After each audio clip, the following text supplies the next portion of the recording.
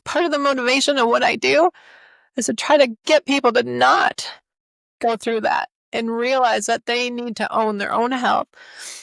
They need to listen to their own bodies, and they need to be empowered. And it was really hard to watch because my parents were very much baby boomers and blue collar, and they blindly followed what they were told to do. And it's part of the reason that we are in this problem that we're in society is because that generation blindly followed everything they were told to do. Pay your taxes, take your drugs, go to your doctor, do this, do that, get this shot, take this. And now our food is for shit. Our pollution is horrible. People are living paycheck to paycheck, and the inflation has, way exceeded what people can afford. And that's why I say the rich people keeps getting richer. And then that pyramid structure needs to change because how many houses do you need? How many cars do you need? How many boats do you need? How many planes do you need? How many mansions do you need? One. Share. We need to share what we're doing, and everybody should be able to have a quality of life and take a vacation and enjoy their children when they come home from work because they're not so stressed out that they can't even enjoy their life because they're too busy working and having to pay bills and taxes. It's just wrong.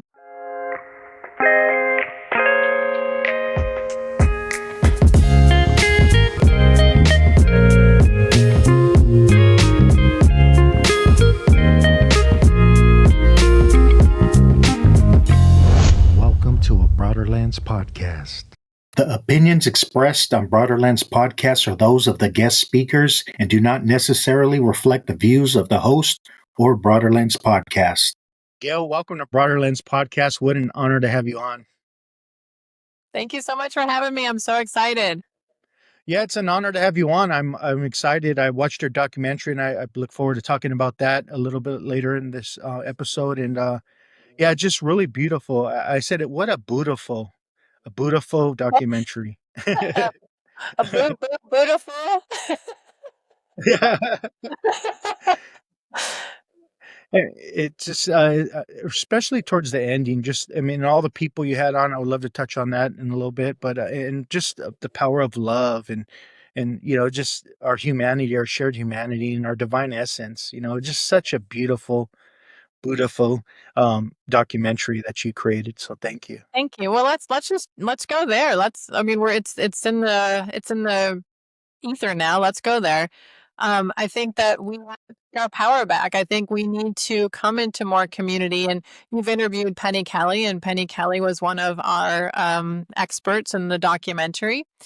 And we just want to bring more of that empowerment to people to know that, you're just one person, but one person can be two people, that can be three people, that can be an army. And then you have this tsunami of people that are making change. And that's, I think, where we need to go. I'm super excited to see the new earth, the new world, because I feel like it is so beautiful and we're going to have so much more empowerment, so much more community, so much more cooperation.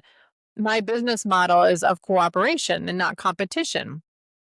So what I wanted to create was this beautiful business model where all of our egg guardians, and we haven't talked about my invention, but we have egg guardians that own Harmonic Eggs, and we all cooperate together. We have a private Facebook page. We have monthly video sessions where we're all together. And so what other product that you buy has the CEO on a video call once a month, so you can talk to her or him, and you can talk to other owners and see what their experiences with their clients have been. I don't know any other company that does that, but I hope that I'm a pioneer for the business model of the future where we're in more cooperation and community. Yeah, thank you. And what I love kind of reminded me of that Malcolm X quote where when you remove the I and replace it with the we, illness becomes wellness. And we're so disconnected with each other. We feel like everyone has cooties, germs, ever since, the pandemic, and everyone's out to get me. Like, it's even odd, and it's not normal to help someone anymore. If people get scared of just trying to help them, Yeah. So it's No, just you're so right. And whoever they are, have divided us. If you wore a mask or not wear a mask, if you got vaccinated or you didn't get vaccinated, if you're a different color, a different race, from a different planet, from a different state. Yes. And I think it's designed that way to separate us, because if we come together, look out. Because if we ever came together as a species of humanity, look out, because there's nothing we can't do when we're together. So I agree with you. And during the pandemic, I was still hugging people. I still kept my location open. I had a location at the time, a wellness center. I invited people in. I put the close sign up because I had the city driving by. I guess an essential job during COVID was to drive around and try to see who's open and serving people. That was an essential position. And so I just kept the close sign up, and I told everybody, we are open. You can come in. We're just cleaning more. And a lot of elderly people came in just for hugs because they were so disconnected and so lonely. And it was very, very sad. So I stayed open. I just didn't see the problem. I don't, when you're in a higher frequency and you're awake, you don't see this problem. You see everybody as one. We're all connected. We're all in this together. What happens to you, boo boo, happens to me. What happens to me happens to you. We're all from source energy, from God, whatever word you use, and we're vibrational beings of light. yeah, and you brought up the word loneliness. And in your documentary, you talk about how 50%, correct me if I'm wrong, 50% of Americans are lonely. And how does that create like illness and disease? So they say that there was a study, a scientific study, that said that loneliness is like smoking like 12 packs of cigarettes. And so you're creating this disease. Think about the grief. Think about the energy of the lungs where you hold your grief. You're going to get a lot of diseases. And all of these diseases are messages from our bodies. So what I love is that I'm trying to teach people and educate people to listen to their bodies. So if you are listening to your body, you're going to know if you have liver problems, you have a lot of anger you're holding on to and you're suppressing that. If you have thyroid problems, you look at the throat chakra, where are you not able to communicate? Where are you not feeling heard? If you have knee problems or something in the lower body, it's about survival and the root chakra. So where are you being inflexible and stubborn if you have knee problems? So I encourage everybody to just listen to their body. So I had a call with a lady today who wanted to purchase one of our home units. And she said her son has Lyme. She has another family member with dementia, another one with diabetes. And I said, the body doesn't know disease by name. It's a message. The body's screaming at you. And it probably has been screaming so loud that you didn't get the message. So it's going to make it worse and worse and worse. So I do believe that if we seclude ourselves because we are humans, and if we are lonely, there's going to be something that our body's going to scream at us and say, you need to get out there. You need to be in community with people. You need to have some friends and have some girl time or some guy time. And we got so afraid of each other, like you said, during the pandemic, that we just think everybody's going to give us cooties, and people are afraid of hugging. I still have people that's doing the elbow bump. I'm like, give me a dang hug.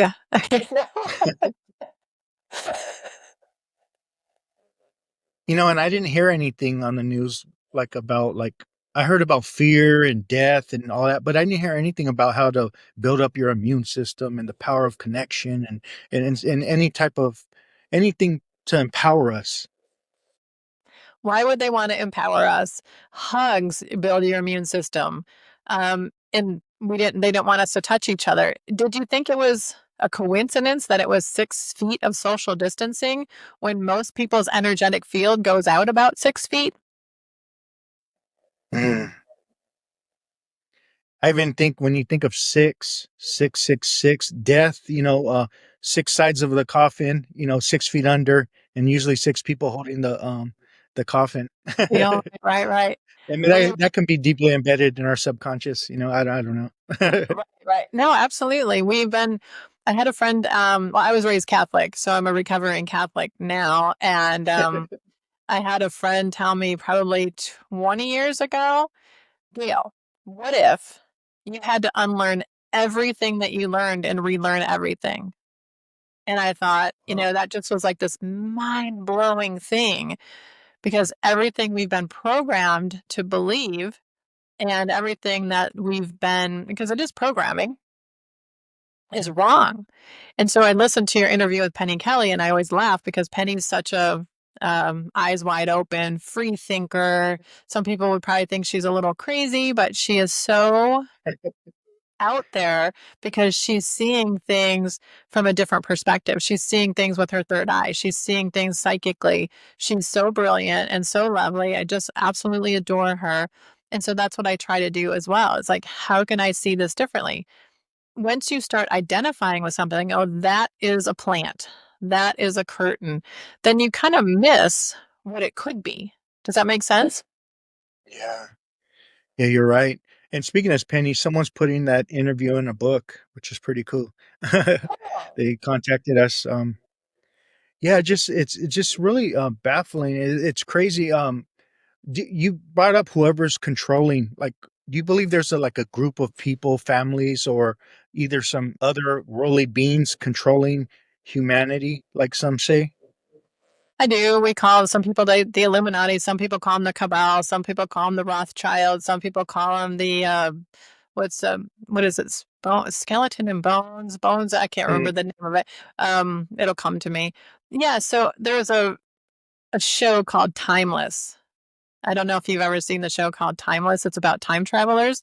I think you would really enjoy it, but they call them Rittenhouse. So it's Rittenhouse. They're trying to go back in time. Where did the Rittenhouse start? As would be the Cabal, the Rothschilds, and how they became to control all of society and create this world that we live in. So they were always trying to go back and destroy Rittenhouse. And it's really interesting how time travel works as well. So I thought the show was really fascinating to really tune you into it. You change one thing in history, and then when you come back, it can change a whole lot of things, or it can change nothing.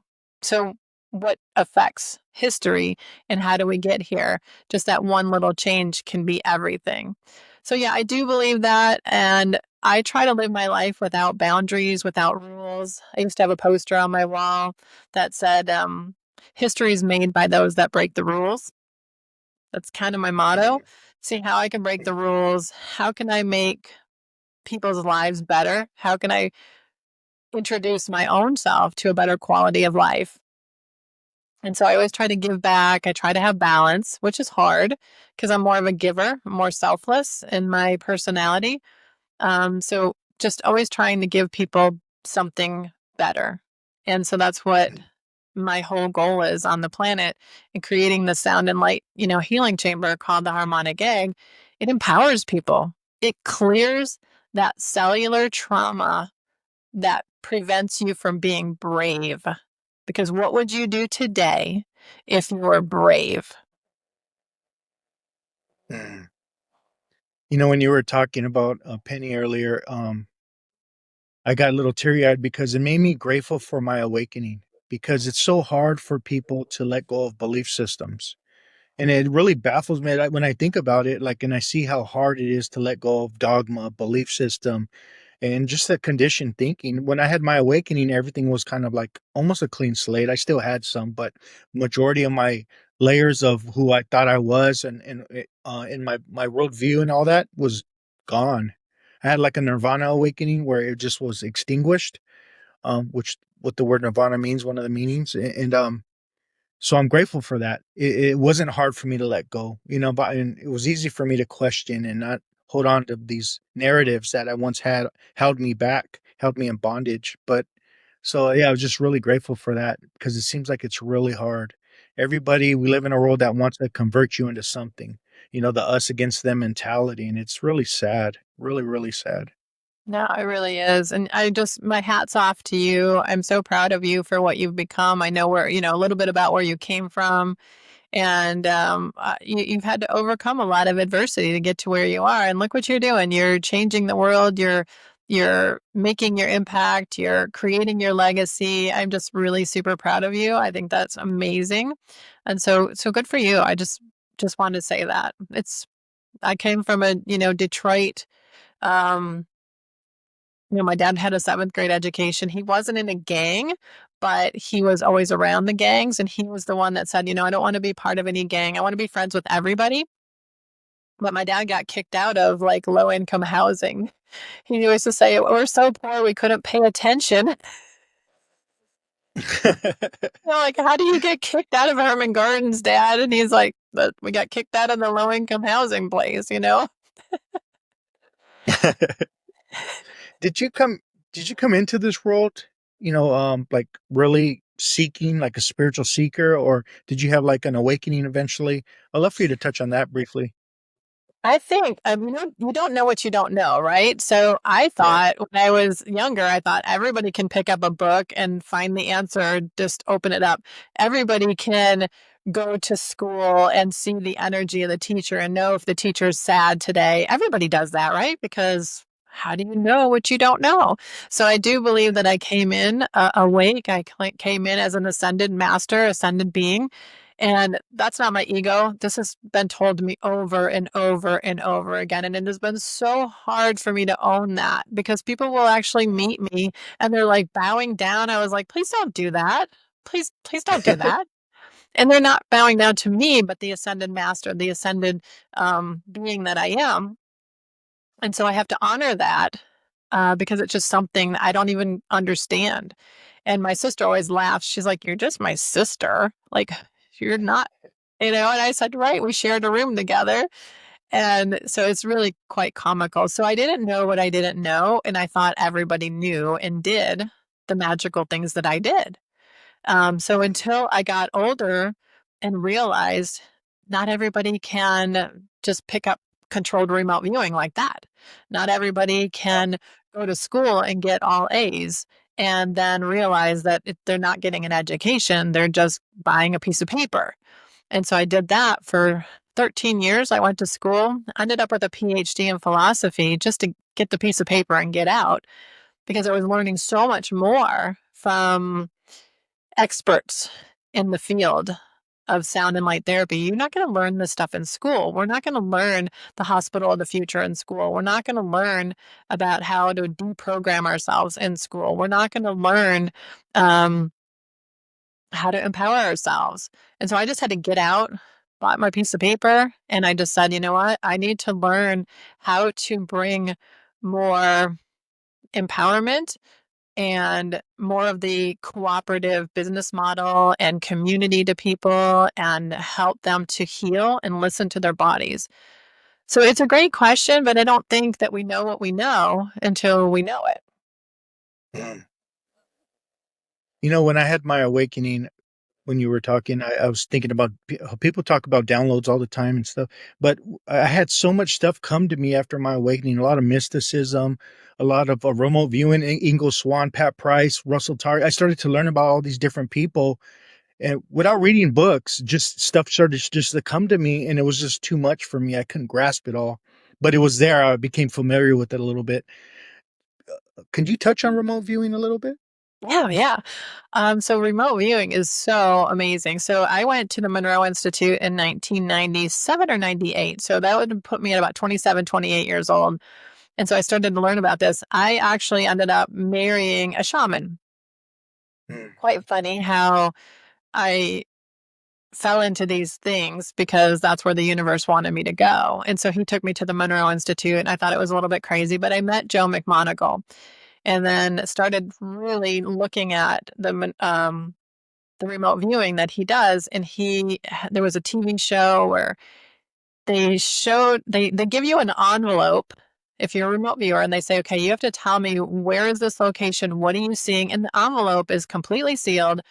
The remote viewer does not know anything about what's in the envelope. There's no hints, there's no clues. They tune into what is in that envelope.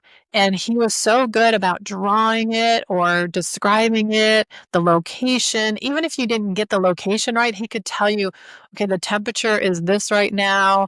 And then it was a boat in Houston that he was seeing. And then he saw another boat go by. So he saw it was blocked and then it was open again. So it's really crazy how we don't understand all the power that we have. And I think everybody can learn this, but it's like muscle. It has to be developed. So when I started taking remote viewing classes and different classes like that, I picked it up pretty quickly because I can get my mind to the non-local realm pretty easily. And it's something I've been doing my entire life, but I didn't know that I was doing it. So if somebody were to pick it up now and they hadn't been doing that, you can learn it, but you have to practice and practice and practice. Just if you're going to run a marathon, you're not going to walk around the block or jog around the block and then go run what is it, 26 point something miles to run a marathon. You have to train. And just like when you're stuck in fight or flight your entire life and you want to get out of that fight or flight mode so you can balance your autonomic nervous system, you have to keep balancing it and then it's going to get out of whack again. Then you're going to balance it, it's going to get out of whack again until that time when the body's like, oh, I understand. This is what you want. This is where we are. We need to be in balance. Parasympathetic, sympathetic, fight or flight, rest and digest. So I think the remote viewing is a muscle you have to develop, but everybody I think can do it, but you have to practice. So does that help explain to your audience what remote viewing is? It's really cool. Yeah, thank you. I really appreciate it. You mentioned the harmonic egg, and I would love for you to touch on what inspired you to develop this technology. You talk about the Sirian star system. I would love for you to touch on that because I think it's profound. It's so profound. So there's a difference between synthetic technologies and organic or conscious technologies. And without, it's not it was a download that came through me. It's not from me.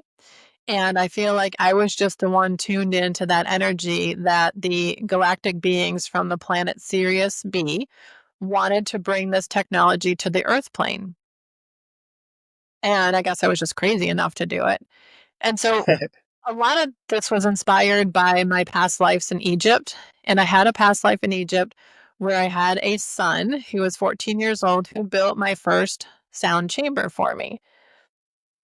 He came into this lifetime to be a mentor of mine. And we had this crazy relationship because technically I was his mom, but technically he was in this lifetime my teacher, my mentor, and he was much older than me. So we had this really strange relationship that was quite comical until I went to see Norm Shealy, who's now passed, and had a past life regression from him.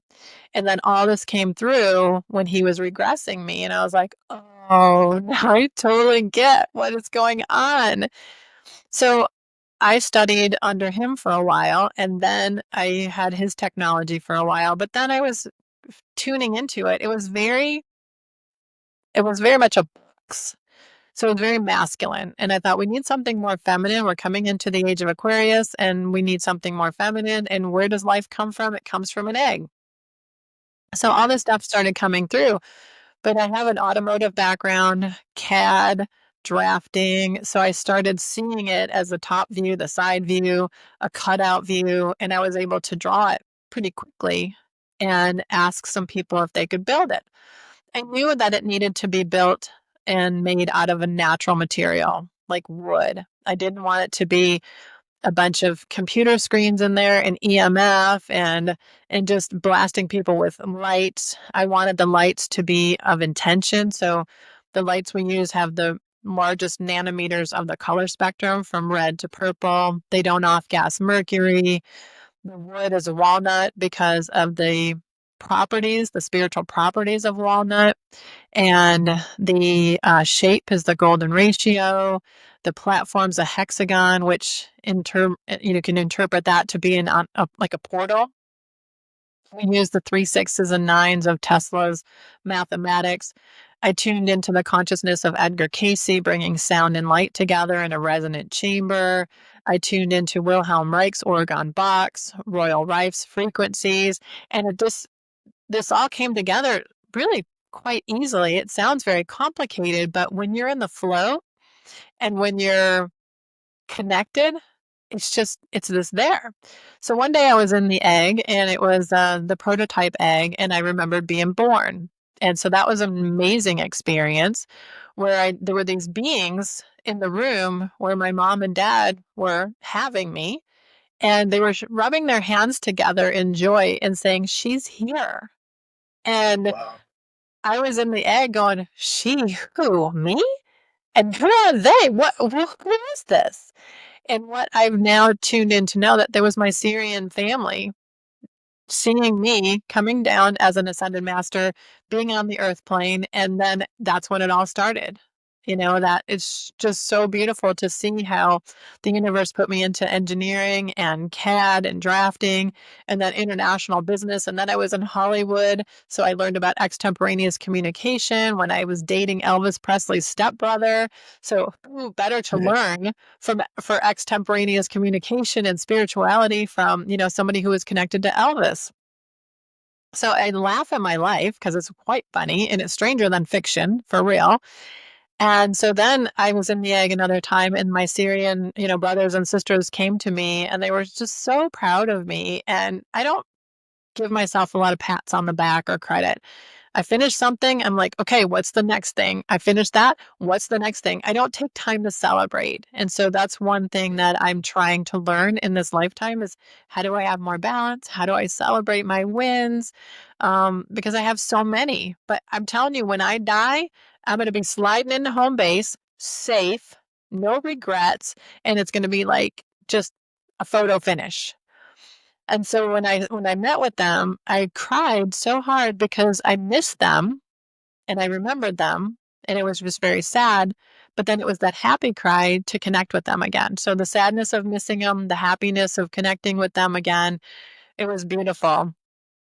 And so many people have come to me now and said, do you know this is a Sirian technology? Yes, I do. So probably 24 people over the years, this is a Sirian technology. Yes, it is. And I had one gentleman that was so funny. His name is Douglas, dear friend of mine. He's probably in his 80s now. And when I was in the egg and the Sirian said, contact Douglas. Okay. I haven't talked to Douglas in like 6 years. So I called Douglas up. He answers the phone. I said, Douglas. Yeah. I said, are you Sirian? Can you imagine not hearing from somebody for 6 years and then they call you up and they go, are you Sirian? He's like, as a matter of fact, I am. Why do you ask? So it's like, I said, you got to come try this technology that I downloaded. And he came to use it. And he said, Gail, when I knew you in the past, you were a master geneticist. And I would fly these egg-shaped ships. And if I were to blow up, as long as you had one cell left of me, you always could bring me back. And I said, wow. So now I feel like the egg is like using that energy of my geneticist type, expertise. And it's really creating people to be who they really are. It's taking away a lot of the cellular trauma. It's clearing that veil. It's helping them to connect to who they are as a soul being and not who their story is of the human being. It's such a story. You're a wife, you're a sister, you've been raped, you were molested, no, you're not any of those things. That's the experience you're having as a human. You are not your story. And so I think that the egg just releases that so you can find that path that you're supposed to be on and creating the magic in the world that we need you to create, like you're doing with your podcasts. Yeah, thank you. I looked it up, an egg near me, and there's one in Mesa, I believe, Arizona. Yes. So, yeah, I'm gonna go check it out. I really, Yeah, yeah, I'm excited. you should. Yeah, Have I you ever think you're thought going to about? really love it. Yeah, thank you. Have you ever connected the Dogon tribe who talked about the Sirius star system? And they had a lot No. of profound knowledge. They can talk about They talked about these beings. They knew the cosmos. They knew about all this. They had all this knowledge, profound knowledge that scientists couldn't figure out how they knew all this stuff. And they talked about the Sirius star system. I was wondering if you ever got to visit them or connect with them because, yeah, they're definitely talking about the Sirius star system. I'll have to get that spelling from you of that because I would love to look that up. I love to learn. And I'm just a researcher, I'm a seeker, and I'm always trying to connect to what is possible. So yeah, we're gonna get that spelling of that from you. Dogon. Yeah. Theo. Tribe. All right, great. I will definitely look that up. It's definitely, I've looked at Palladian technologies and Arcturian. There's the thing about the egg. Had clients see the Arcturians in there. I've had clients see the Andromedans in there. I've had clients see, different beings. Some of them are tall and white. Some of them are blue. Some of them are purple. And little kids see them all the time, and they just kind of call it out, And you know how kids are. They're so cute. I'm just calling out, "Oh, the white being's working on my head. Can you please close the door?" Sure. So it's really undeniable. But when I was younger and, being born and raised in Michigan in the Midwest and being from a blue collar environment, my parents were not open to this at all. And so it was really hard to not think I was crazy and just like, am I really experiencing this? Is this real? Um, is this just my imagination? But I will tell you, after all the years of experiencing people who've experienced the egg, it is so real. People will say, something was in there and it just touched my leg and then I didn't have pain anymore. So it's really crazy what the things that I hear and what is possible. What's interesting is the harmonic egg looks like a womb in a way, like a And I just had Sophia Stewart on who wrote The Matrix, and The Terminator, and she talked about how the Matrix means womb, a portal, a star portal, that brings in life. Yeah. So I thought that was pretty interesting. I think that's Yeah. cool. It's like Stargate. It's definitely like a portal. People can't really even explain it. It's hard to explain. I've even been told by the Syrians, if you try to explain it in the human language, you can negate it because there aren't any human words to explain it. So some of my marketing is very vague. And also because we can't make claims and we have to deal with the FDA and the TGA and all the different things. So we just say it's a relaxation chamber. You listen to music and there's some light in there. Could you explain how sound healing all works together for healing? Sure. I can do my best because I'm still learning myself. But I had a conversation with somebody actually this morning. I seem to be on the phone all the time. And she said, "How would I explain to somebody who asks me, like, how do you use the music and how do you use the light?" And I said, "Well, a long time ago in a land far, far away, we thought that frequencies in the solfeggio suite was healing us. And we thought that 528 hertz was the frequency of love. And we also know that if we look at David Hawkins' work, Power versus Force, he said the Christ consciousness was 1,000 hertz. Well, the eggs are now vibrating at 600 hertz. So what is that? And I feel like that authenticity is higher than love. So if you think about the word love and how subjective it is, but you think about authenticity, it's a little bit less subjective, being authentic. And if you go in front of a horse or an animal and you're not authentic, they know this. They don't really know if you love them or not, but they know if you're authentic or not. So what I determined was the waveforms of instruments, the way that the music is recorded, like a WAV file or an MP3 file, where if you take an MP3 file and you compress it, it becomes cold and clinical. And so you're not going to have the same amount of integrity and quality in an MP3 file that you would have in a WAV file where you keep all those frequencies. So picture you've got waveforms of instruments like an AC sine wave, and then you cut off the top and you cut off the bottom of those frequencies. What is that going to do? It's going to really make the music cold and clinical. So we only use the highest quality of music. We actually are tuning in also to the musicians. So the musicians have to hold a space of healing and love and authenticity when they're creating these pieces of music for the egg, because that matters. Everything is energy. So energy matters. If a musician, this actually happened, she was in the middle of recording a piece of music and her cat passed away. We're like, cut cut, cut. You cannot work on this piece of music while you are grieving the death of your cat, because I don't want that grief and that sadness in this piece of music. So we're looking at energy in all different ways. We're looking at frequencies in a different way, looking at the waveforms of instruments and the tones. So we're creating a piece of music now that's very cosmic. It's going to take you from the cosmos into the womb, into the earth plane, and then back to the cosmos. And so the moon, different phases of the moon is A sharp. So I want to use A sharp. But if you look at the age of Aquarius and the different zodiac signs, we wanted to use A sharp. Well, he recorded the piece in the key of D. And I was like, it doesn't sound right. And as soon as he did the same music, the same musical tones, and changed it to A sharp, there it is. That's the sound I'm looking for.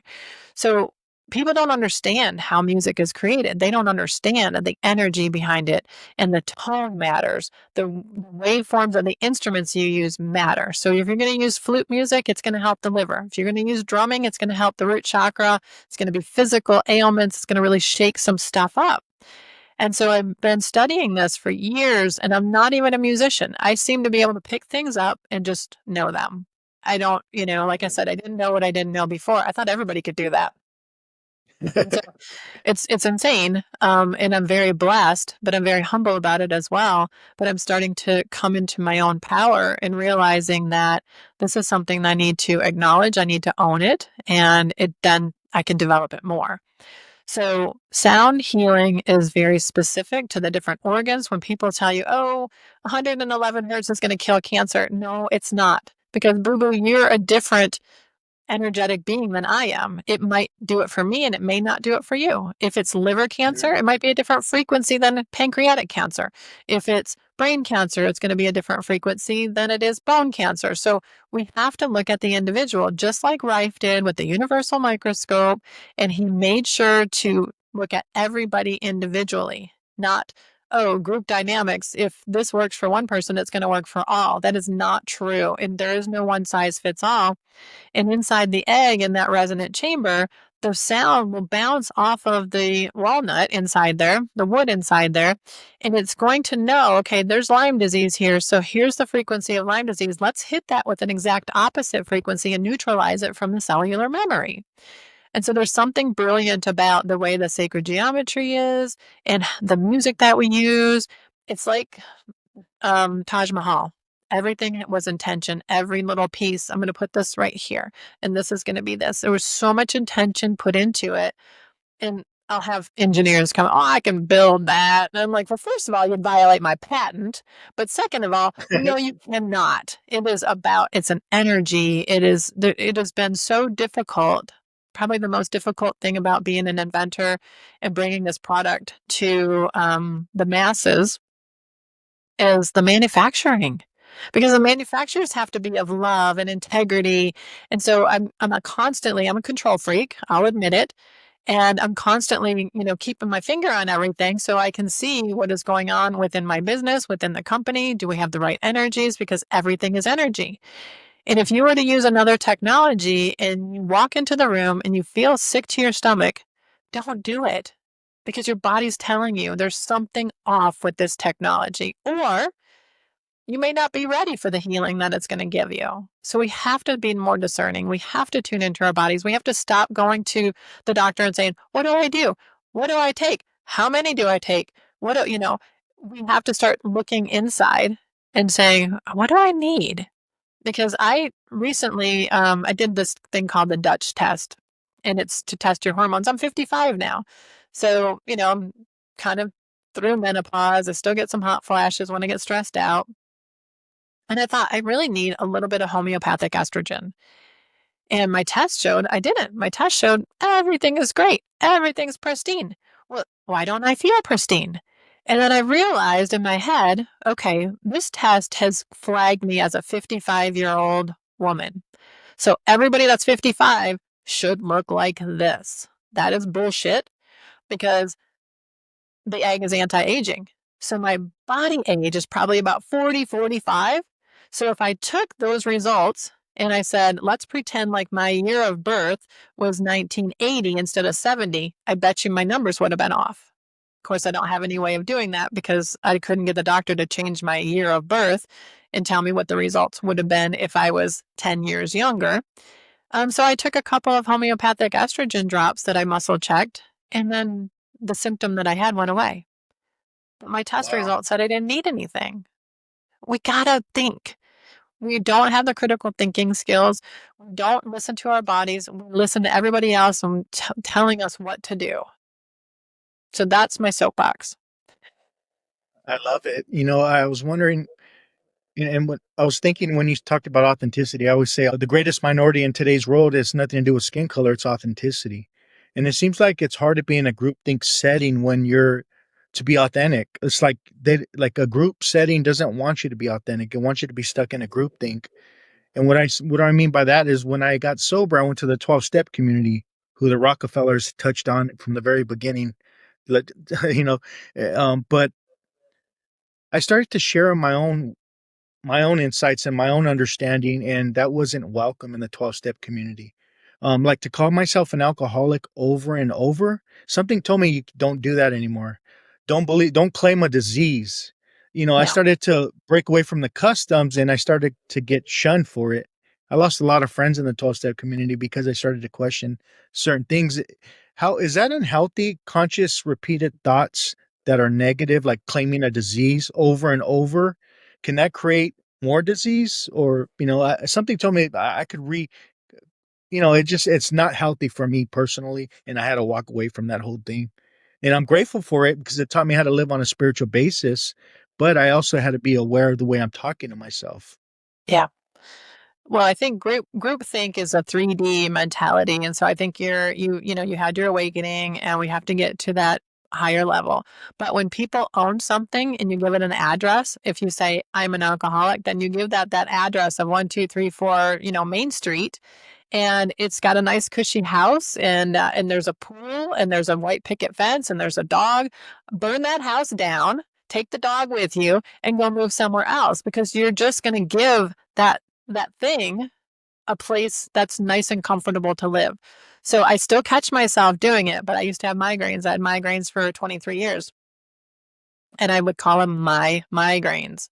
People call it my Parkinson's, my allergies, my disease. And you give it a nice, cushy address with a pool and a house and a white picket fence and a dog and a cat and a horse or whatever.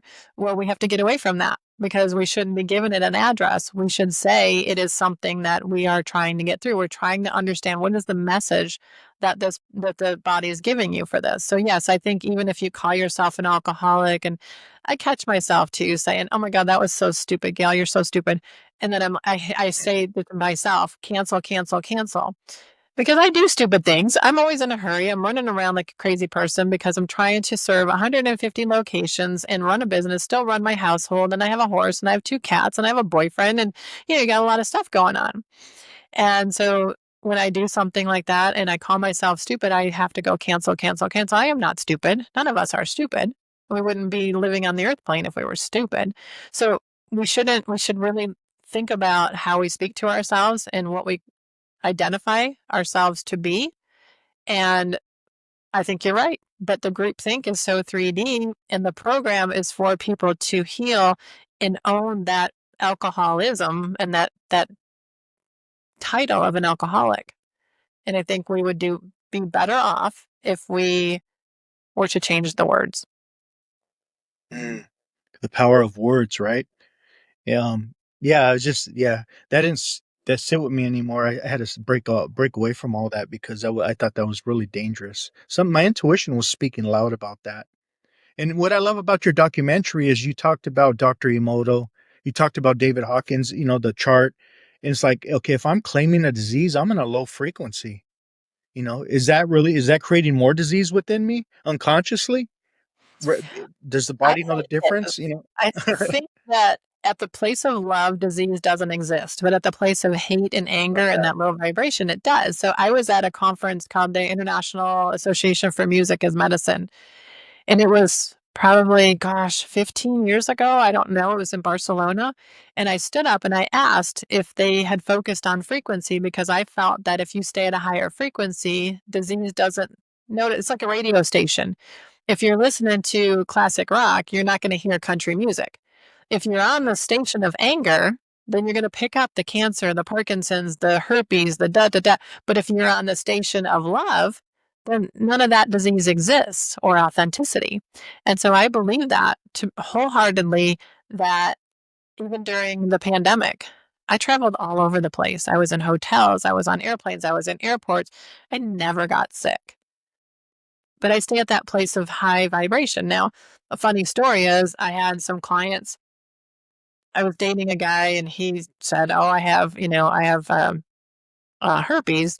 And, he's like, "I just want to tell you because then you have a choice." I didn't have the choice. Somebody didn't tell me they had, herpes, and then I got it from them. And I was like, "Yeah, no, this isn't going to work out."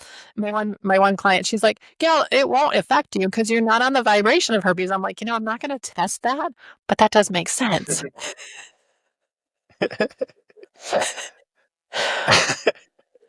No, I love that. Right? Not testing Yeah. it. Not going to try that. Emoto, his work came to me early on as well when I had my awakening, and the power of belief, the power of words. Epigenetics shows this as well now. But so if our body's made up of like 70% water, I don't know the exact amount, whatever, but let's just say 70% of water, and we're talking negative, and we're unaware of the voice in the head, that can create disease as well. And we're constantly doing it over the years. That's one reason why I said I can't call myself an alcoholic for several years, 16 years of sobriety, and I'm still calling myself that and believing I have a disease or something's wrong with me or I'm powerless. I had to let go of that limiting stuff because that kept me on a lower level of consciousness, like David Hawkins. And it's interesting by David Hawkins is he's very famous in the 12-step community because of the Wow. co-founder, Bill Wilson. Um, um, but people don't see that. Like, don't call yourself that. Don't claim that. Yeah. Empower. I'm more about challenging out of love and empowerment versus like putting it down. Like I'm grateful for what it taught me, but yeah, I want to help because we live off old information in the 12-step community that was written in the 1930s, and mind you, Rockefellers had their hands in that before they even wrote the big book of Alcoholics Anonymous. Yeah. So. No, you're spot on. You're so smart. No, you totally get it. Yeah, Bruce Lipton talks about epigenetics. Did you see the film What the Bleep? I think that's how I Joe I Dispenza did. actually got famous, right? But you remember the Yeah. girl in the film would draw hearts on her body because we are mostly water. Now, I think the brain is 80 or 90% water. It depends on what body, what body part, but I think overall average 70% water probably it works. So we don't drink enough water during the day. And we put that water holds information. So by her drawing those hearts on her body, she was telling the water in her body, "I love you," and drawing the hearts on her body. I actually did this for a while because I was like, "That's so cool." So I draw hearts on my body and tell myself, I love you in the mirror. And it made a huge difference because it's all energy. When you say, "Oh my gosh, I'm so dumb, I'm so stupid, I hate this or I that," you're drawing in a lower vibration of energy. And then when you go back to epigenetics, it's not about our genetics. I don't believe anything's genetic. People are like, "Oh, I have diabetes because my grandma and my mom had diabetes." Well, it's about your lifestyle. So my grandmother worked on the assembly line at Ori Bakery and she ate danishes off the line. So she had diabetes. My mom loved sugar and she was on the verge of diabetes, but she condemned herself. She said, "Oh, I'm going to have diabetes because my mother had diabetes. I'm going to have high blood pressure because my mother had high blood pressure. I'm going to have breast cancer because my mother had breast cancer." No, it's about your lifestyle. If you don't nurture yourself and you're not taking care of yourself, that's where breast cancer comes from. But you learn that from your mother and your grandmother and you adopt those patterns in your life that you have to break the patterns. We have to break the cycle. So my grandmother had diabetes because she ate danishes off the assembly line. My mom was on the verge of diabetes because she loved her sugar. So I had a contest with her. I said, okay, mom, we're going to do a contest. Whoever loses the most weight, then you win and you get, she loved Kohl's, the store, the clothing store Kohl's. She called it Kohl's. And so I didn't have very much weight to lose. So she won and I bought her a Kohl's gift card. And guess what? All of a sudden her glucose numbers are down. Her A1C is down because she got off the sugar. It's not, Mm. I didn't think I was going to get diabetes because it's not hereditary, it's the lifestyle. And there's so often that cultures like, okay, my boyfriend's Mexican, so they eat a lot of tortillas. So there's diabetes because you're eating tortillas and, these different lifestyle things. And they don't realize you change your lifestyle, you can change your health, not genetic, epigenetics. Yeah, just like in the in recovery world for addiction, I don't believe in the disease model. I believe that you have to look at it's not nature, it's nurture. You have to look at your upbringing, your environment, and how it affected you and your relationship with it. Um, and then you get blaming it on a disease. I think that's insurance money. That's just for insurance money. But you can say disease, but then you say disease long enough, it becomes disease. But disease is more accurate. And yeah, I just never bought into the disease model of addiction. You have to look about what happened to you, you know, Yeah, what affected your brain development and your nerve, how did it affect your nervous system, these experiences that were painful. Yeah. absolutely. And words matter. I had one of my center owners was telling me, Gail, you keep saying, let's release that. Let's release that. She goes, and he said, do you know what release means? I was like, yeah, you're releasing it again. And I was like, oh my God, right? You just don't think release something, you're releasing it again. Do you believe we live in a system that's creating sickness, disease, and an unhealthy country? I always say I believe our system's creating addiction. That's why there's Yeah. such a huge addiction problem because it's creating a lot of collective trauma. It's feeding us fear constantly, the us against them, those damn Democrats, those damn Republicans, black, white, all that stuff going on with the police. Just everywhere, there's so much violence, fear, chaos. Everyone has like a threatened homeostasis or state. They're living on survival mode. A lot of people, Yeah. paycheck by paycheck. Is this perfectly designed by those that hidden hand? Do you believe? So I believe, yes, that's my opinion.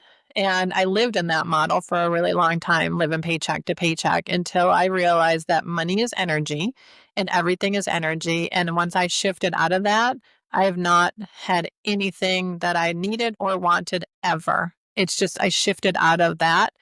So I do believe that it is designed to keep us under control. And I believe that we can also get out of that mentality. It is unfortunate. It's very sad because a lot of people are going to they're stuck there and they don't know how to even get out of that mentality. So I do believe that it's designed that way and it is unfortunate. But I also know you can get out because I did. You're a hope dealer, right? Yes, definitely. I want to bring hope to everybody. I want to inspire people. I want to be that 100-year-old woman who's on the stage talking to a young audience and talking about sex and they're like, "Can we have an old lady sex? Oh my gosh." Yeah. I want to be that person that just inspires people and gives people hope and just know because if I can do it, anybody can. I did not come from a place with a silver spoon or whatever people say. I had to, make my way to where I am today. And so I hope I can inspire people to know that there is, um, there is a way. There's always a way. I love that. And the acronym for hope is help other people evolve, and you're doing that with your work, and I Yes. really appreciate it. Um, I hope you don't mind. I know you shared this in the documentary, but you talk about how your parents' death inspired you. And Yeah. I think I got teary eyed when at that part. I would love for you to touch on that if you So don't mind. yes. So I talked a little bit about my mom's health, and I always wanted to help her ever since I was little, tiny, tiny little. Always wanted to help people. And so I helped my mom through that contest we had. But I watched my mom say, my migraines, my migraines. My mom had headaches if you are a migraine sufferer, you know that if you have a migraine, you're not going to call somebody up and say, I have a migraine right now and I just had some lunch, because you can't eat. You can't talk. You can't pronounce words. You can't be in the light. You couldn't even dial the phone. When I had a migraine, I didn't even, I would think of the word the, and in my head, I'm like, the, what is the? It's so hard to even think. And so my mom took a prescription drug called Maxalt XLT, which expands and contracts the blood vessels in the brain. And so when you do that for a while, and her doctor was overprescribing the drugs to her, she was only supposed to take X amount a month, and you're not supposed to take them for your whole life. So ultimately, when you expand and contract the blood vessels in the brain, if you take a rubber band and you pull it and you pull it and you pull it and you pull it, you know it's going to snap. So she passed away from a brain aneurysm, which to me is a medical error death. And my father worked in an asbestos plant at Ford Motor Company for 30 years because he had a seventh grade education and he had to support 3 children and a wife. So how did he do that? He did that through working on an assembly line in a factory for 30 years. He was an alcoholic. And when I learned, and really got to know him, I was like, Dad, why did you drink? And he said, because I had to do the same thing over and over. That's not his personality. He's like me. His personality was creative. He was always fixing things. He was artistic. And he had to do the same thing over and over for 30 years. And how he coped with that is he drank. So the asbestos plant, 30 years, you're going to have mesothelioma. And it's just going to, he's breathing in this asbestos for 30 years. Plus, we lived in an asbestos house. So our house was sided with asbestos siding. And then he came home with this asbestos on his clothes, and he didn't know at the time. He should have taken his overalls off and his shoes at the door and not brought him into the house. We'd see him come in, and he'd pick us up. So, I've been exposed to a ton of asbestos. So they diagnosed him with COPD and gave him inhaler and after inhaler after inhaler when he literally had mesothelioma and a lung cancer. And I just watched him suffer for so many years. And they took his life away from him. They took the quality of his life. He couldn't cut the lawn anymore. He couldn't take care of the yard. He couldn't do the things that he wanted to do after he even retired. So it was so hard to watch. And I even asked my parents, ask for a meso test. They refused because he lived up in the Detroit area, which is Uniontown, and they thought he was going to sue. I just needed him to know what he was dealing with so he could deal with it properly, not just put him on inhalers and say he's got COPD, which never is going to work. You just can't keep giving somebody with meso inhalers. And then he was on antidepressants and then pain pills. And then he was in hospice care and then he was in a diaper. And you don't do that to somebody. You don't freaking do that to somebody and take away their quality of life.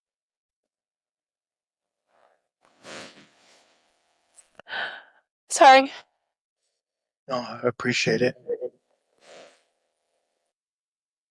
So I watched them basically kill my mom and dad. And so, yeah, it's part of the motivation of what I do is to try to get people to not go through that and realize that they need to own their own health. They need to listen to their own bodies. And they need to be empowered. And it was really hard to watch because my parents were very much baby boomers and blue collar, and they blindly followed what they were told to do. And it's part of the reason that we are in this problem that we're in society is because that generation blindly followed everything they were told to do. Pay your taxes, take your drugs, go to your doctor, do this, do that, get this shot, take this. And now our food is for shit. Our pollution is horrible. People are living paycheck to paycheck. And the inflation has, way exceeded what people can afford. And that's why I say the rich people keeps getting richer. And then that pyramid structure needs to change because how many houses do you need? How many cars do you need? How many boats do you need? How many planes do you need? How many mansions do you need? One, share. We need to share what we're doing, and everybody should be able to have a quality of life and take a vacation and enjoy their children when they come home from work because they're not so stressed out that they can't even enjoy their life because they're too busy working and having to pay bills and taxes It's just wrong. So I'm sorry, it's another soapbox of mine. No, I appreciate you, and I love you're speaking from the heart, so I really appreciate it. And you talked about people living paycheck by paycheck, which means they're in stress and a lot of people have to work two different jobs. That means who's watching the children, and that's how addictions are rising, not having the proper time, a mother having the proper time for her baby, going back to work all of a sudden. There's so many different ways it's creating sickness and it's really disgusting to see. And sometimes I cry as well because I could see it so clear. And it's like other people don't see it, and when you could see it so clear, it touches the heart, and it's hard to look at. It's hard to look at these negative belief systems, people caught up in all these labels and all these, and we definitely need to make changes. I hope we have a collective awakening, and I believe we are. It's not just not coming as fast as I would like to see it, but it's not about me, right? I it agree. I've just it's been waiting for a long time. I'm like, people just wake up, think about it, use some common sense. But we're not taught critical thinking in school for a reason. Then you get people saying, "Make America healthy again." Well, let's start with how we talk to each other and treat each other. No one's doing that. You can't make America healthy again if you're not watching your lingo and how you're treating each other and our relationship with one another. That's the first thing, and that's free. There isn't any millions and millions of dollars for someone to help pay for that. It starts with you as a leader, and it's sad. I wish I could talk to RFK Jr. and I wish I could talk to Trump about this stuff because they just don't they're bypassing that part, and it's free. Yeah. I Yeah, don't you know. like the Just it way just I opened the documentary, right? I opened the documentary with the statement in the screen, black and white screen, judgment is the only thing that yeah, separates us. And that was a Cynthia Andrews quote. And then I close it with a Muhammad Ali quote on yeah. challenging people to do more things with love. And I actually bought some license plate frames, and it says "Be kind." So anybody who's following me around, or it's reminding them, be kind, be kind. And if we're not loving, we're not love, we're spelling it backwards, EVOL, and we become evil, It's like, um, Where's the Love is one of my favorite songs. Sometimes I'll play it and I'll just like cry because I could feel the tension, the chaos in the world. But like, all we have to do is love one another. It's been repeated over and over, whether it's with Jesus, Buddha, or whoever else, or even, it's love. Yet we forget that. It's a simple thing of love, compassion, understanding. Thich Nhat Hanh expressed that so beautiful, yeah. And you have I love your documentary, like I said. And how did you pick the people in your documentary? Because you had Stephen Ross and a number of other Yeah. people. I love Yeah, Stephen. you've interviewed Stephen Ross, so you know Stephen, and you know Penny, and now you know Yeah, me. yeah. And Sandy's the one that introduced us. Sandy was the There's writer. the I've got this whole little community. So it was interesting because people are like, you got to get Bruce Lipton, you got to get Joe Dispenza. I'm like, I don't want them because they've already said what they had to say. Like, I need a different wisdom. I need some fresh ideas. And so we created, and the book's coming out too, Boo Boo. Oh my gosh, the book is going to be so good. It's we're giving people actionable things to do and to create a more conscious living in this chaotic time. I think people are going to love the book. I don't want them to ever put it on a shelf because there's going to be so much information in there that you can refer to and do on a daily basis. And every one of those experts in the film wrote their own chapter, and with the help of Sandy, of course. And then I do a challenge at the end of every one of their chapters and say, okay, I challenge you to do these things that they talked about. And then we have an appendix with some meditations and free stuff that they offered to help people. And so I wanted to find people that I thought were um, I want to say no names. And they weren't like the Bruce Liptons or the Joe Dispenzas or the Greg Bradens, but that people would be like, oh my gosh, I never heard of them. Like, I love what they're saying. And I wanted to highlight them because those guys have a great marketing team. And sometimes it's just about marketing, right? And then you have these brilliant, brilliant, brilliant people like Stephen Ross and Penny Kelly and Cynthia Andrews that don't have a marketing team, but they have so much to offer. So I wanted to highlight them. And so that's how I chose the people. People who really have so much wisdom, but they don't have a good marketing team. No, it was an excellent group of people you have. I love them all, and yeah, they're powerful, very Yeah, it powerful, was. and very heart touching. And yeah, it was just a perfect documentary. So thank you. Thank you. Oh my gosh, it was so done from the heart. It was such a love project. I don't charge anybody to watch it. You can watch it for free. It's on YouTube because I don't want that message to be like, well, I couldn't get that message because I don't have 9.95 or 19.95. I'm like, let me just put it out there for free.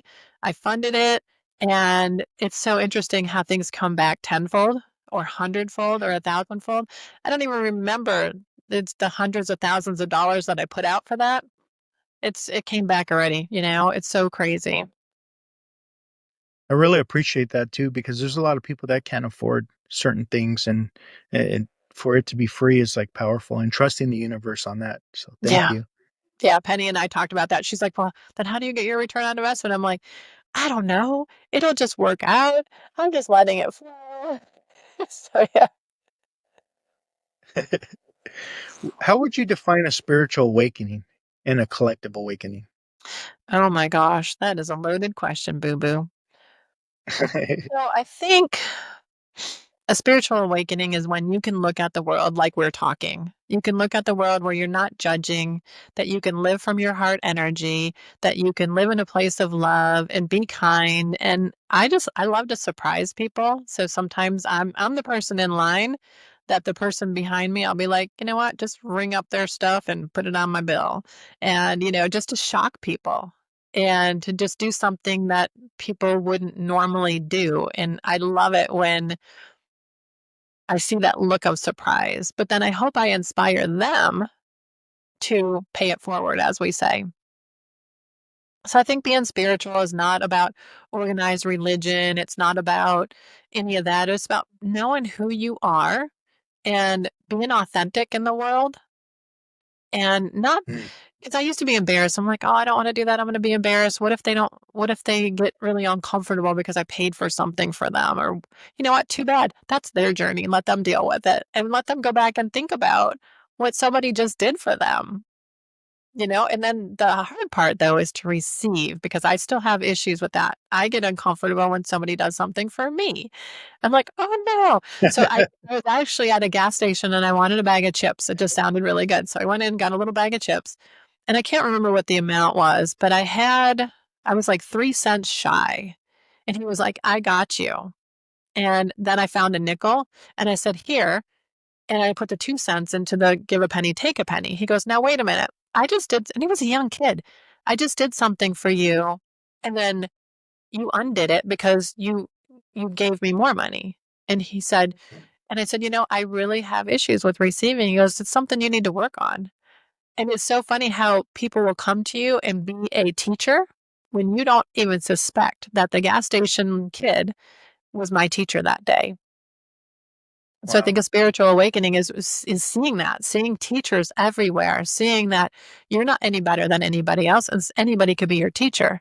A teacher could be the toad that jumps across your path, or the blue jay that came on my property the other day, or the fox that showed up to say hi to me, and in the middle of the day when foxes are normally nocturnal in the middle of the day, a fox crossed my path. So, of course, I came home and looked up, what is the fox energy? Because there was a message for me. So, looking at the world as your teacher, and anybody can be your teacher from a little child to an elderly person to a handicapped person to a young kid at the gas station, and being open about that, being, opening your eyes to that. Yeah, thank you. I love that. In your documentary, and you talked about it right now earlier, about talking and listening to your body and your cells. What kind of advice would you give somebody? Because we live in a world where everyone's on the go. Even if they can't even return text messages or have time to, everyone just, I can't say everyone, but most people are like, I go to Benihana's a lot and I spend time by myself reading a book and eating some food. And I see families they're all on their phone. They're, they're not even paying attention to one another. And so most people don't have time to listen to their body. working all these jobs, the system we're in, the rat race. And what kind of advice can you give somebody to just some simple little tips to listen to their mind and listen to their body and their cells? I have one exercise for people, but most people can't do it. It's sitting in silence. It's, whether you call it meditation, whether you just sit in silence and you sit on the rock, down the street from you or in front of your house. If you have boulders, I have a couple of rocks that I put out in front of my house, just sitting there and sitting in silence. That is the best way to tune in to the universe, the universal energy. That's where I get all my ideas from when I'm in silence. It could be something to going for a drive. I go on autopilot, which is probably really dangerous, but that's what I think because it's so easy. I mean, I've been driving for a long time, right? And I live in the country, so I'm on these country roads. You don't see a car for miles and miles and miles. So it gives you that time to be in your head and to tune into source energy, the universe, your higher self, God, whatever word you want to use.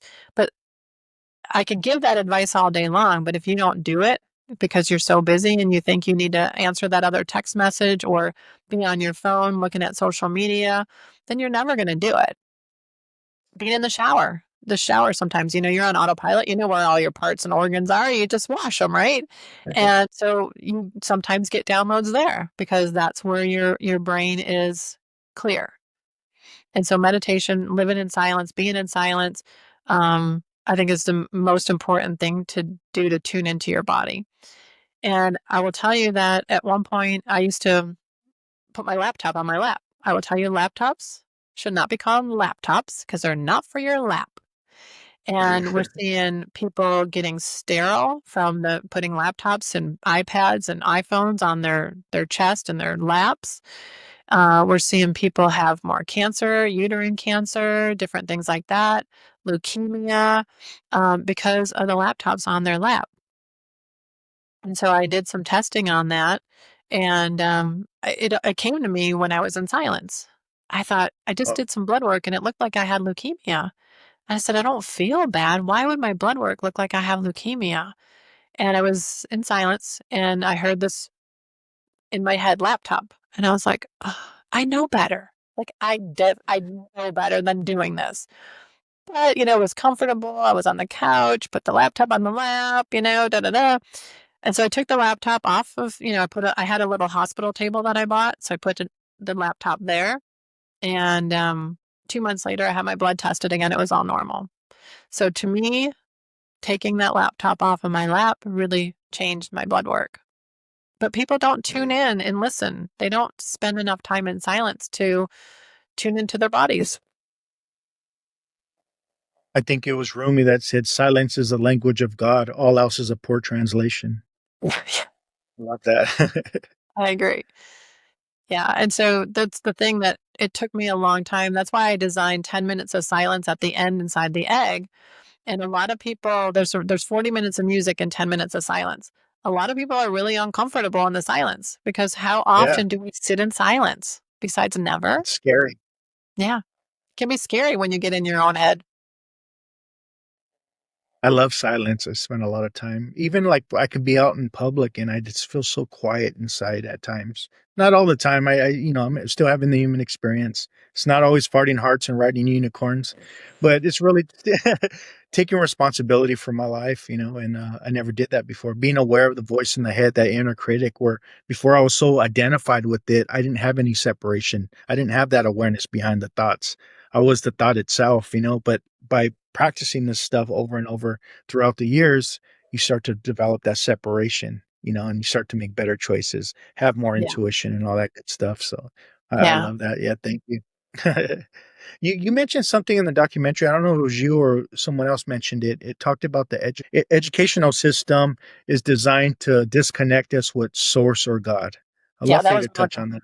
Yeah, that was Mona. She's a neuroscientist, and she and I were talking a lot. And she said, she's putting all this science out there, and she said, "Oh my gosh, this is what I discovered." And then her bosses were like, "We can't put that out there because that's not what the advertisers want." She's like, "But that's the fact. That is the science. Yeah. That is that is the results of what we just did. And they go, well, we can't put it out because that's not what the advertisers paid for. So I started to realize too that science is bought and paid for. So people ask me about science, and I said, define science. So she said that she was from a different culture where her mom and grandma they were tea readers or coffee readers, very intuitive. And when she started to go to college and learn what she learned, she said that it disconnected her from her spiritual self, from God, from source. And I thought that was really telling. And it made so much sense to me because they don't teach you how to connect to yourself. They teach you how to be separate, to teach you how they want you to think and not how to think. And so, yeah, that was Mona that talked about that. She's a really beautiful soul. She in Sedona? I seen her No, it in was, Sedona. she is in Was California, but he? I flew her to Sedona to be Okay. interviewed because we decided we're gonna film at Penny Kelly's house. So we filmed in Michigan, then we're gonna film in Sedona at Stephen Ross's Wisdom Library because it would be the perfect place. And then we filmed in Colorado on my ranch. That's awesome. Yeah, appreciate it. Yeah, did you like the part with Totally. my horse? Did you like the But connection I had with my horse in the film? I thought my oh horse, yeah, yeah, she was the star of the documentary. yeah. And you have a beautiful horse. Yeah, Yeah, yeah. she's a spiritual, she's really magical. She's like a unicorn in a, regular horse's body. But it was funny because when we were filming, um, the filmmaker, Peter, he was the guy behind the camera. He was like, okay, have her do this. And I said, okay, she'll probably do it once or twice, and then she's going to get bored with us and she's going to walk away. And she did it over. It's like she knew she was being filmed. She did it over and over and over and over, like 9, 10, 12 times. And he was like, do it again. I'm like, I think that's the last time she's going to do it. And she'd do it again. And I was like, people are going to think that she's a trained TV or movie horse. And she's so not. When I'm at home with her, she'll do it once and be like, I showed you, I can do it. I'm done now. It was hilarious. I didn't even recognize her. She was so good. I love it. I love animals. I really do, and I feel so connected with animals. I mean, sometimes it just gives me tears to see a dead animal on the road, or I remember one time I almost got in an accident because I didn't want to run over a rodent that was running right across the street. People think probably laugh at me, but it's life. No, We're all connected. And we're I not uh, just furniture. I have issues with people that abuse horses or animals of any kind.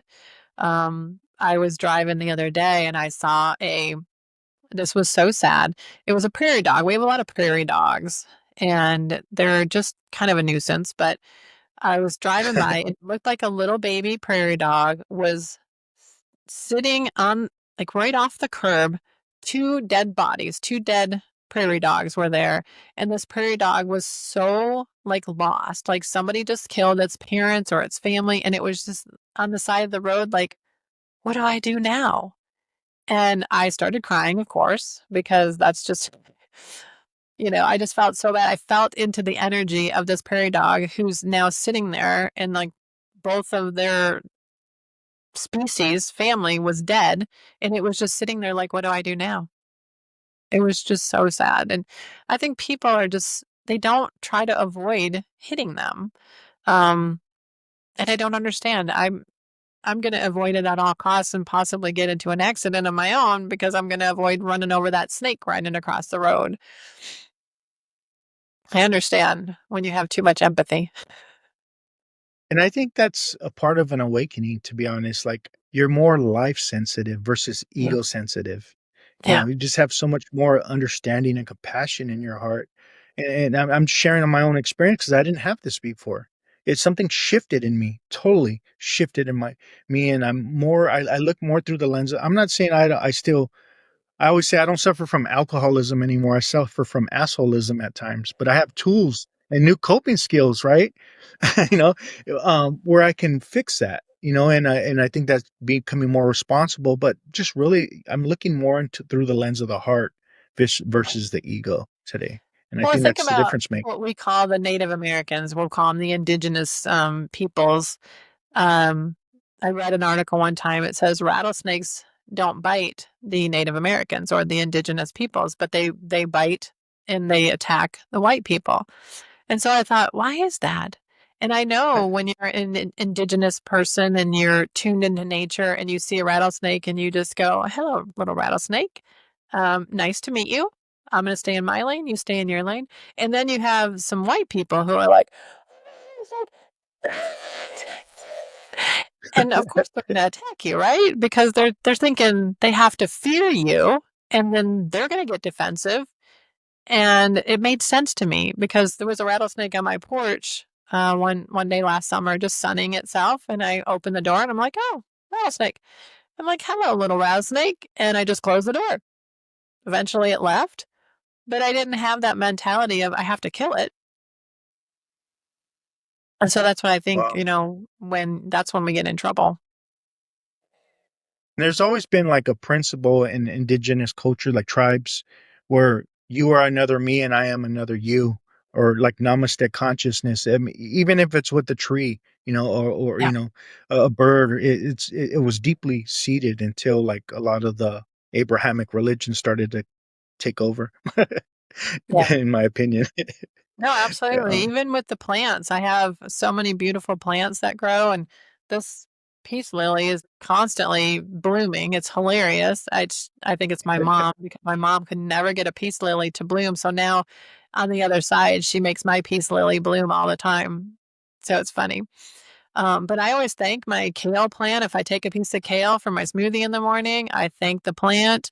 I thank the lemon balm when I take some lemon balm. I mean, it's just living in gratitude and that place where we're all one. We're all here and existing on the earth plane, and we're all in this together. My dad used to say, "We're all in this together. No one's getting out alive. No matter how much money you have, you're not getting out alive." So I just look at that. My dad also taught me that it doesn't matter if you're the CEO of a company or if you're the person scraping gum off the sidewalk, you should do your job 100% with respect and integrity you know, and so this is how I was raised with that kind of work ethic and that kind of mentality. And so I think I chose my mom and dad so that I could have that experience. so you had like pre-birth memories you talked about earlier. I don't know if you acknowledge it like that, Mhm. so do you believe in soul contracts?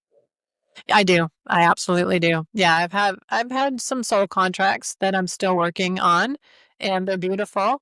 And there was one recently, and it was really interesting how we handled it together because we're actually getting into a fight about, our own opinions. And I thought it was really beautiful how we handled it. We both ended up crying. It was somebody I hardly even knew. And we both ended up crying and realizing that we had a soul contract and it got completed because of the way that we handled it. We could have walked away. I could have hung up on him. He could have hung up on me. And then that soul contract wouldn't have gone anywhere. We would maybe have come back and do it again. Why would you do that? Let's just resolve this. Why are we talking about this? Why are we acting this way? Why are we not listening to each other? And then it was just a beautiful expression. I was so proud of myself. And then later on, I texted him, like, I'm so proud of us that we got through that. And he was like, right? We did. We got through that. So it's really crazy how we have all these soul contracts, and it might be hard, but there's a way to get through it. So what would you call the purpose of life and reincarnation and having these experiences? Gosh, you asked so many hard questions. Oh, I'm Um, sorry. no, you're fine. It's making me think. I don't usually do interviews where there's all these hard questions that I don't know all the answers to. Um, Purpose of life, I think what I said earlier is we need to experience life to the fullest. I've traveled the world. I've, had all these amazing experiences. I'm an inventor. I'm a rebel. I'm an author. I'm a speaker. I'm a filmmaker. I've been in automotive. I've been in telecom. I've been in Hollywood. So I just say yes to life. When something's shifting, I'm like, okay, I guess I'll go do that now. So when I die, it's going to be sliding into home base. I'm safe. I have zero regrets. And I've lived my life to the fullest. I've helped as many people as I could. I have lived with as much joy and love and authenticity that I could. And so I think that's what life's about. And then we move on. And maybe we come back to the earth plane. At one point, I thought, that's it. I'm not coming back to the earth plane. But because I've learned the game of life, Florence Shin, author, wrote The Game of Life and How to Play It. Once I learned the game of life, I think I'd be honored to come back and teach and learn again. But before that, I was like, oh, hell to the no. I am not coming back here. This is way too difficult. I'm not doing it again. But now that I learned the game, I think I would be honored to come back again. I love that. And I think you hit it on the nail. It's to experience. Yeah. Eckhart Tolle said something like, and I'm paraphrasing him, whatever I'm experiencing is for one reason and one reason only, the expansion of consciousness. Yeah. Whatever that means in the other side or whatever. But it's about expanding my heart and my I don't know. It just makes a lot of sense, and just beautiful to experience and grow. Yeah. Yeah. And there was a lady in your documentary said that the journey of life is moving from the love of power to the power of love. And I love that.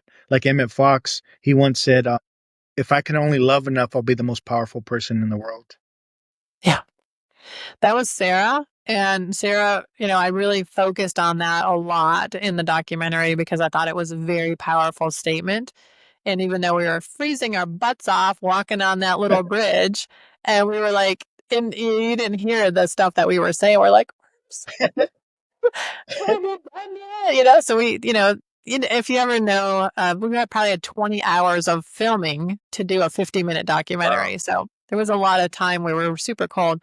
But yeah, going from the love of power to the power of love, if our society could only learn that, and you see a lot of our politicians and, big business people, they're in love with power. They just need to understand the power of love and get more into place of love. I see that in our current president, and I don't mean to talk down on him or nothing like that. I'm just coming from a place of being a human. I see a lot of the love for power. Yeah. But I also see it like a traumatized little boy, understanding my own traumas and how it affected me, still trying to prove to dad that I'm important, I'm a somebody. Boy, the power of fame, the power of money, and so on. So I understand that, but it's just I think you should do some inner work if you're going to run for president. I think anyone that's running for president should do some form of shadow work, inner work, and live on some kind of spiritual basis to help unfog the window of perception and really look through the lens of the heart, because you're leading a lot of people. Yeah. And you have a big influence and impact on people. And when no, you I have agree. sick people. No judgment, but definitely you do see a little 14 or 15-year-old boy trapped in a big man's body. Yeah. And I want my way. I'm going to get my way. And we don't need that for a president. We need an adult trapped in an adult body, not a child trapped in an adult's body. Right. Well, I see that clear because I understood my own stuff, and I think, and it leads to more compassion and and just deeper understanding and insight for the human condition. So, it's not about like trying to put them down, but like just it becomes pretty obvious when you know yourself, in your own experiences. Well, I really enjoyed you coming on. I really appreciate it. Thank And it was really fun having you on. So thank you. It was fun. It was fun. I enjoyed talking to you a lot. Thank you. Thank you. I'm going to end it with the Tupac Shakur quote. Tupac says, "It's time for us as people to start making changes. Let's change the way we eat. Let's change the way we live. And let's change the way we treat each other. You see, the old ways wasn't working. So it's up to us to do what we got to do to survive." And I think you're doing a perfect job with your documentary and your work. So thank you. Thank you. Namastizzle. Just know we out here. Know we out here working in a major way. Had to speak on it just to make a play. Any given subject, know we make a way. Time to level up on the day-to-day. Know we out here working for the greater good. Expand your mind, broaden your lens the way you should. From the stars to the galaxy to speak on spirituality. Higher understanding for the neighborhood.